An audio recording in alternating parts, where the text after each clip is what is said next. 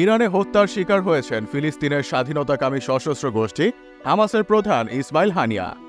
আজ বুধবার এক বিবৃতিতে এই তথ্য জানিয়েছে হামাস।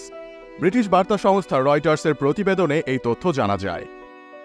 এর আগে ইরানের ইসলামিক রেভলিউশনারি গার্ডের এক বিবৃতিতে বলা হয়েছে, তেহরানে হানিয়া যে ভবনে অবস্থান করছিলেন তাতে হামলা চালানো হয়েছে। এতে হানিয়া ও তার একজন দেহরক্ষী নিহত হয়েছেন। আইআরজিসির বিবৃতিতে আরও বলা হয়েছে, মঙ্গলবার ইরানের প্রেসিডেন্ট মাসুদ পেজিশকিয়ানের অভিষেক অনুষ্ঠানে যোগ দিতে হানিয়া তেহরানে গিয়েছিলেন। ইরানি মিডিয়া অনুযায়ী হামাস প্রধানের মৃত্যুর ঘটনা তেহরানেই ঘটেছে, তবে কিভাবে নিহত হয়েছেন এখনও সেটা জানা যায়নি। ধারণা করা হচ্ছে আত্মঘাতী হামলায় নিহত হয়েছেন তিনি। এই বছর হামাসের রাজনৈতিক প্রধান হিসেবে পুনর্নির্বাচিত হন ইসমাইল হানিয়া। 2017 সাল থেকে হামাসের প্রধান হিসেবে দায়িত্ব পালনকারী হানিয়া গাজা, ইসরায়েল অধিকৃত পশ্চিম তীর এবং প্রবাসে হামাসের রাজনৈতিক কার্যক্রম নিয়ন্ত্রণ করে আসছিলেন।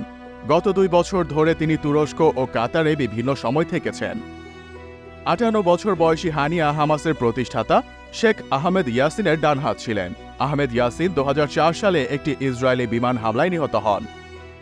2006 সালে ফিলিস্তিনি সংসদ নির্বাচনে হামাসের আশ্চর্যজনক বিজয়ের সময় হানিয়া সংগঠনের রাজনৈতিক নেতৃত্ব দেন। ওই নির্বাচনে প্রেসিডেন্ট মাহমুদ আব্বাসের নেতৃত্বাধীন ফাতাহ পার্টিকে পরাজিত করেছিল হামাস।